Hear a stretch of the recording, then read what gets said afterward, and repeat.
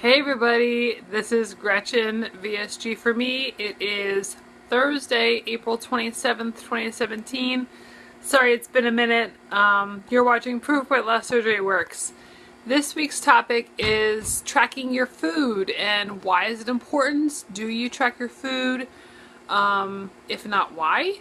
So, wow, that's my kitchen, sorry. And I'm making dinner at the same time. So I have a few moments to talk to you about tracking your food. I think it's really, really important. Everybody talks about post-weight loss surgery. Sorry, let me get to a quieter place. Okay. There we go. Everybody talks about tracking your food and why it's so important to follow your surgeon's recommendations the first year post-op. It's so important, and including tracking your food. Now, the most popular app is probably MyFitnessPal, and if you're newly post-op, you'll notice that MyFitnessPal doesn't really want to publish your diary, your food diary, if you're less than 1,000 calories. We are not the normal person post-op from any kind of bariatric surgery. I had the sleeve about 2 years and 2 months ago now, and I was very, very strict with tracking my food, even if it was the beginning 400 calories a day. Now, I don't really have a calorie goal, but I try and stick to 1,600 calories a day, and it definitely fluctuates. So, there are a variety of apps that you can use. There's one that I heard about recently, and I don't have the name of it written down, so I apologize for that. But it is, I'll try and post it in the description box before I post the video. But it basically is a photo diary, which could be very helpful, especially if you don't want to track every ingredient, like a restaurant meal. I tried it for a little while. It was good to have a visual. I definitely like taking pictures of food and seeing pictures of food. But it didn't stick with me. So MyFitnessPal is still the app that I have on my phone.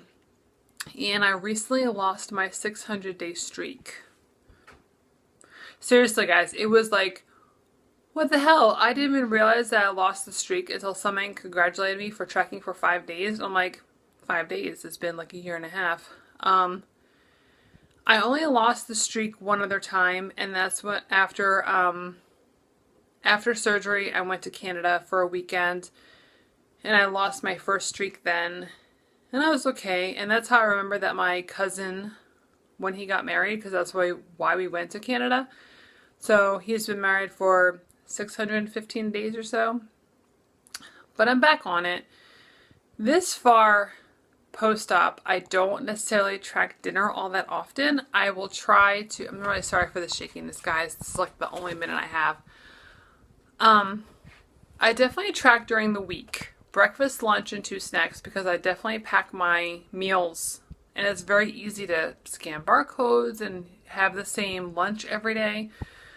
So I know that during the week I'm on point. My water has been actually kind of crappy this week. In fact, yesterday I only got 8 ounces because I tracked it. That's how I knew. I kept forgetting to bring my 30-ounce water bottle back to work. Remembered it today and got 54 ounces of water, which is a good start, but we had a retirement luncheon for a coworker who's been in my hospital for 44 years. So I didn't partake in the lunch because it was from a restaurant and I didn't really know what the calories would be, so I tracked my salad that I brought out of habit.